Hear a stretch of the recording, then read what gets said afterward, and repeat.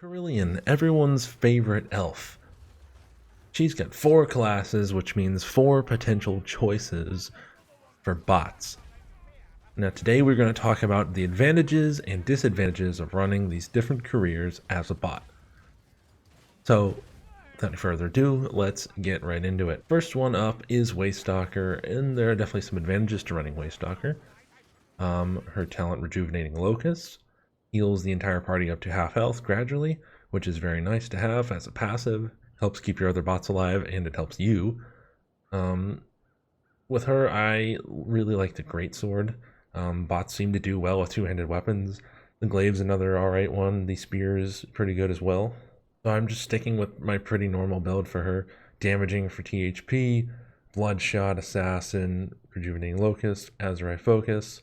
And then down here you can do Loaded Bow, because it's ridiculous now and really good with Bloodshot.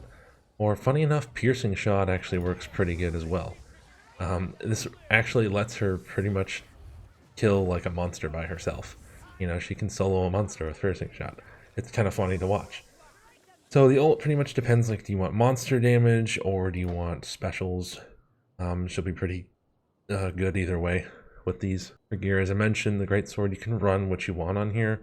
It's pretty much safest just to do block cost reduction and crit chance. I've got Chaos on here because I'm lazy. And then either Swift Slaying or like Opportunist or something. Not really too many other choices. The range option, I think the Moonfire Bow is probably the best choice for all of these classes. I like Chaos Armored Hunter on it. You can also do Chaos Infantry, I know that's pretty good. Also with Hunter, I don't think that trait should really ever change.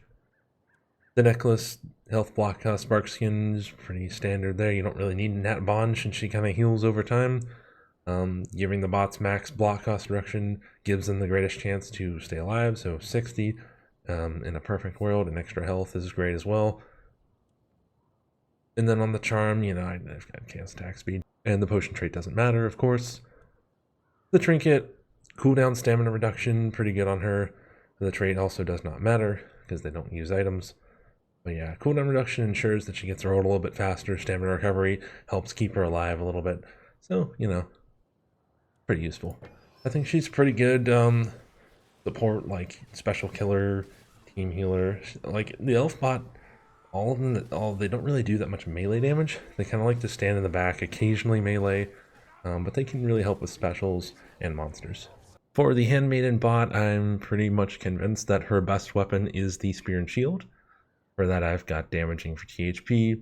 Normally, you know, if you really want to do like the whole meta thing with the Spear and Shield, you would run Azrai Alacrity for that attack speed, which is really nice, but I don't think the bot is really smart enough to kind of capitalize off of the pushing and 2 attack combination. So Focus Spirit's probably the simpler and easier option. This also helps them with range, just gives them free power. It's pretty, you know, it's kind of nice. Smiter for the melee damage, Wraith Walk so they don't, you know, die. I don't know that they can really even use this effectively, but I don't think they really need more attack speed, you know? So, Wraithwalk it is. Birch stands for extra block cost reduction, and Gift of Ladriel is a invis ult that lets them dash back to you or out of trouble.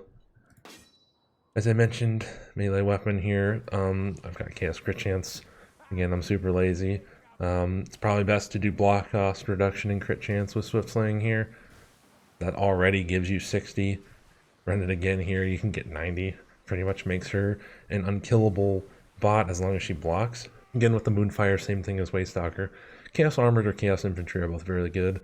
Hunter definitely on the trait. And on the charm, I've got Chaos Attack Speed here. The trait does not matter. I think it's fine to give bots extra attack speed. I think it just helps them kind of like not get hit so much. So that's pretty good. And then Chaos just for like extra damage against higher health enemies, because why not? And then on here, I think it's funny to have revive speed and stamina recovery on Handmaiden. So I could leave that on, or you could go for like, I guess, crit chance and stamina recovery. You don't really need cooldown reduction since it's so short.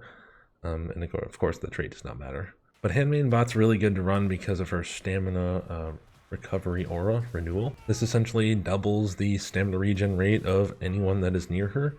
And since she's a bot, she's going to be near you pretty much all the time. So this is a direct benefit for you as the player, as well as your other bots. Helps keep them alive as long as they know how to block. She doesn't really do great monster damage.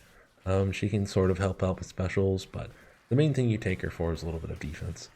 But she's solid and she doesn't really die, so that's kind of cool. Next up we have Shadebot, and in my opinion she's the worst of the Kerillian bots, which is funny because she's like one of the best classes. But the way the Kerillian bot works is she kind of stands in the back, occasionally melees, and occasionally shoots her Moonfire bow. She's not attacking most of the time, so she's doing very little damage.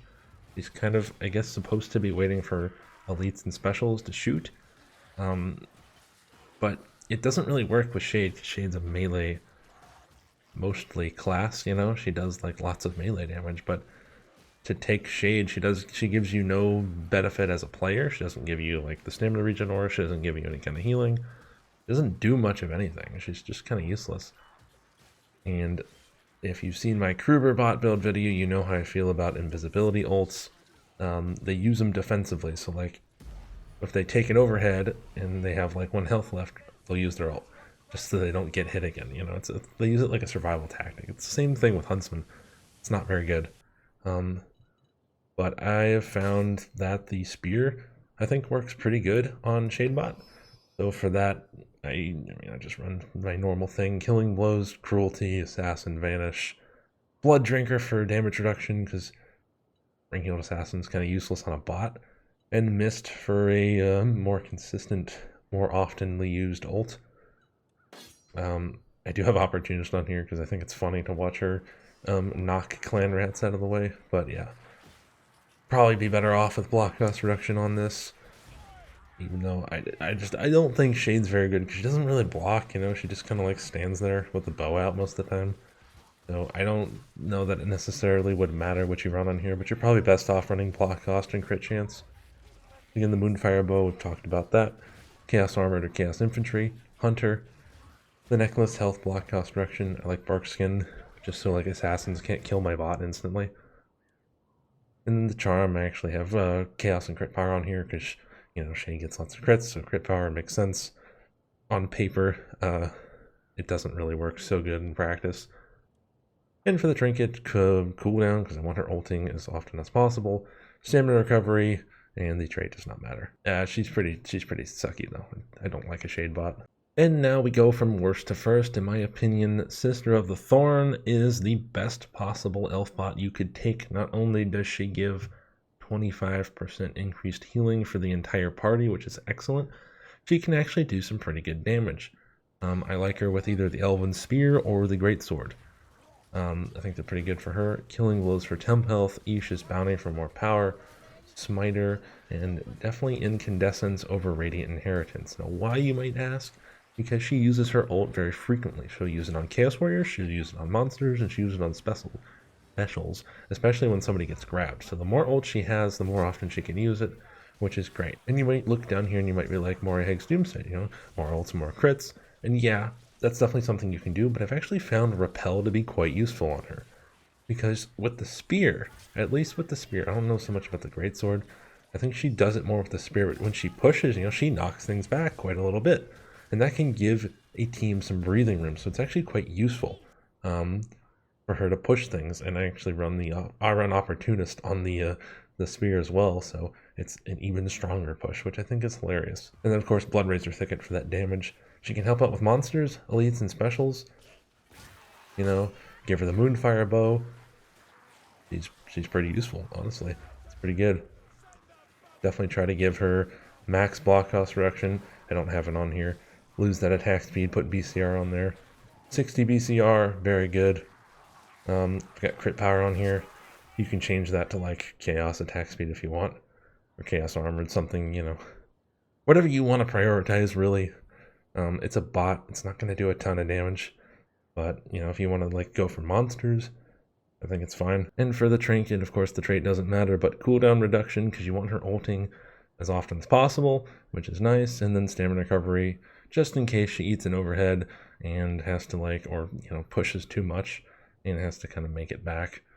It's quite nice. But yeah, I've just found that Repel is actually like a super useful thing on her, just for the way she like attacks with the Elven Spear. I don't know, She'll do like a couple attacks, and then she'll kind of stand back, and then she'll push and do a couple attacks. I don't know. I just think it's useful the way she pushes. Kind of like makes some room. So that's pretty cool. Yeah, in my opinion, Sister of the Thorns is the best elf bot. Handmaiden's pretty good, and even Waystalker's quite useful, but I think Shade's completely useless. So run one of those three, I suppose. But don't run Shade, because she stinks. That's it for me, guys. If you like this video, feel free to subscribe to this channel, like this video, leave a comment, and even maybe join my Discord. Link will be in the description down below if you're interested. Have a nice day, and take care.